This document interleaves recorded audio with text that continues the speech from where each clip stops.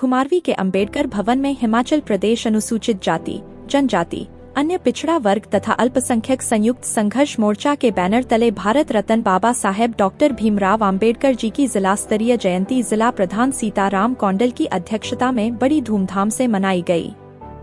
इस कार्यक्रम में सेवानिवृत्त शिक्षा उपनिदेशक उच्च शिक्षा जोगेंद्र सिंह राव ने बतौर मुख्यातिथि शिरकत की। इससे पूर्व मोर्चा के जिला भर के 6 खंडों द्वारा भगेड़ चौक से विशाल जागरूकता रैली निकाली। बाबा साहेब के जोशीले गीतों के साथ यह जागरूकता यात्रा बल्लू खरियाला, दकड़ी चौक, गांधी चौक से होते हुए अंबेडकर भवन पहुंची। रास्ते में कबीर पंथी समाज द्वारा संत शिरोमणि कबीर दास जी महाराज के मंदिर में जलपान और प्रसाद का वितरण किया गया। मुख्यातिथि जोगेंद्र सिंह राव ने कहा कि बाबा साहब दबे कुचले समाज के लिए संघर्ष नहीं करते तो आज हालात वैसे ही होते जैसे दशकों पूर्व थे। उन्होंने इस समाज को ऊपर उठाने के लिए सर्वश्रेष्ठ योगदान दिया है। समाज उनके द्वारा किए गए कार्यों को कभी भुला नहीं सकता है। उन्होंने कहा कि अपने अधिकारों की रक्षा एवं सुरक्षा के लिए सबसे पहले संविधान को बचाना आवश्यक है। संविधान से लगातार हो रही छेड़छाड़ भविष्य के लिए घातक है। इसके लिए अभी से एकजुट होना जरूरी है। उन्होंने कहा कि जब बिखरा समाज एकजुट हो जाएगा तो शक्ति का संचार स्वतः ही हो जाएगा। राव ने कहा कि बाबा साहेब डॉक्टर अंबेडकर ने दबे कुचले समाज को ऊपर उठाने के लिए अपना सर्वस्व होम किया है। आज यदि इस समाज के पास अच्छे वस्त्र, मकान, गाड़ियां और उच्च सोच है तो वह सब डॉक्टर अंबेडकर जी के बलिदान के कारण है। उन्होंने कहा कि भारत रत्न बाबा साहेब का सपना भी यही था कि शिक्षित बनो, संगठित रहो और संघर्ष करो। उन्होंने बिलासपुर में इस सफल आयोजन को लेकर बिलासपुर कार्यकारिणी को बधाई दी। आज खुमारवी में जिला स्तरीय भीमराव अंबेडकर जयंती के उपलक्ष्य में समारोह का आयोजन किया जा रहा है। ये उनको श्रद्धांजलि देने के लिए, उनको याद करने के लिए, उनके कार्यों को आत्मसात करने के लिए और उन्हीं से प्रेरणा लेकर इस समाज के जो लोग अभी तक भी वंचित हैं, शोषित हैं, पिछड़े हुए हैं, कुछ लोग निकल गए, कुछ अभी बहुत सारे रहते हैं, उसको मनाने के लिए हम सभी इकट्ठे हुए हैं।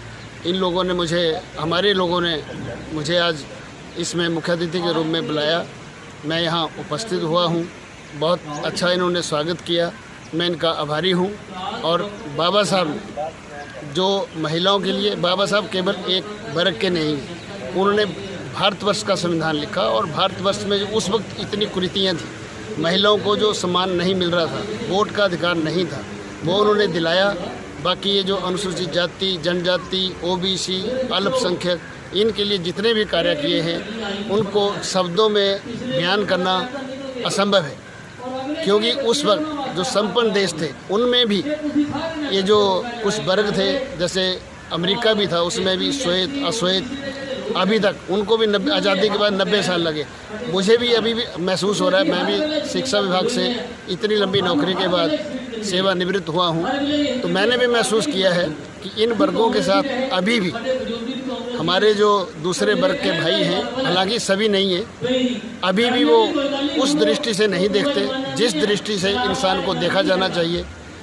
सभी इंसान हैं। इस वर्ग में जो दूसरे वर्गों के प्रति सम्मान है, उनका वो उनकी इज्जत करते हैं। उस इज्जत के बावजूद भी अगर वो इज्जत इस वर्ग के लोगों को आज़ादी के 75 वर्ष बाद ना मिले तो थोड़ा इसके ऊपर गौर करना ज़रूरी है।